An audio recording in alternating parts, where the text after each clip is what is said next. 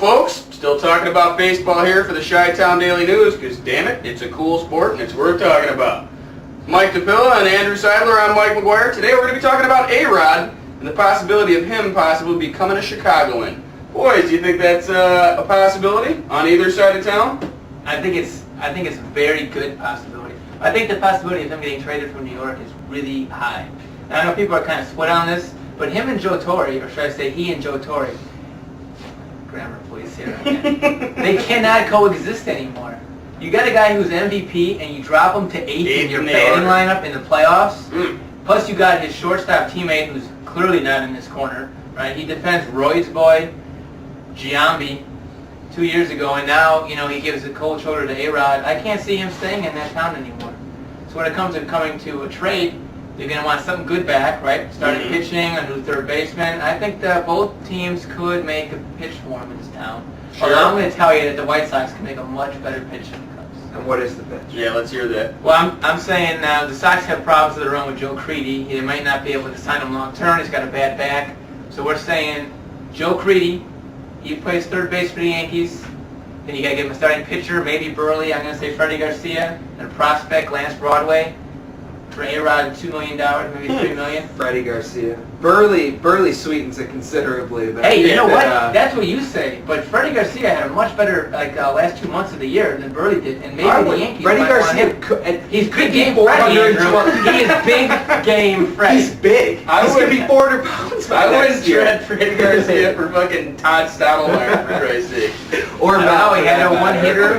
He had a one-hitter in September. He worked on a new split-finger pitch. Yeah. He's cool with his off-speed stuff now. You just want to see him go. You hate his No, I love him. He's a big game pitcher. This is the first time I've ever heard this. And the Yankees, they wanted him before when he was on Seattle. We'll see what the Cubs can do. They can put together a younger package, which might be more interesting with PA, Rich Hill maybe, throwing it down at lefty, Scott Air, that's good there. Maybe a buck. Hey, I'm sorry, Paul Sullivan just checked in here. No, the Cubs beat writer.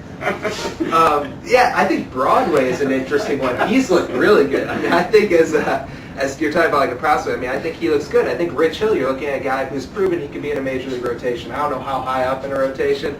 Buck Coates obviously would be the main draw in that trade. It's a big, bring another porn star to New York. New Yorkers love a porn star. They would love Buck Coates. They sure do. But okay, so you think he's going to get traded? I mean, if you had to guess right now, you think he'll get traded?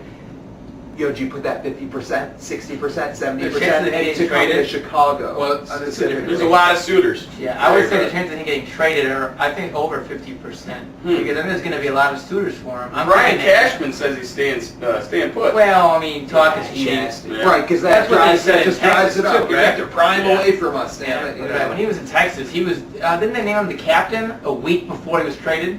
So, I mean, talk is cheap, man. I mean, Cashman can say whatever he wants. If he gets a good deal, he's going to trade him. Well, unlike New York, he didn't get booted out of Texas for declining, skills or ability. He was, it was just the contract that got him moved. Right. And whoever does get him now is going to have that sprinkled over the Yankees and the Rangers. He's not going to be that pricey for whoever does pick him up. Do you think he wants to play shortstop again?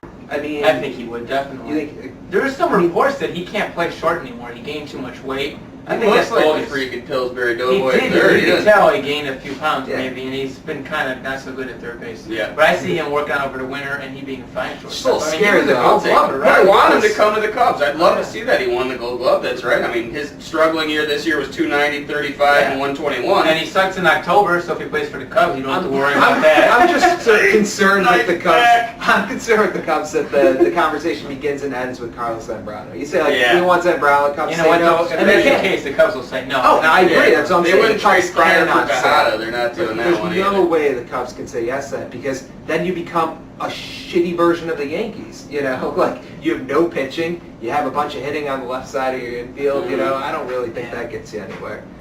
Yeah, we'll find out. Details to follow. For Mike and Andrew, I'm Mike, saying, A-Rod, come on to the north side. Don't listen to that dark side crap over there. I love the hot stove.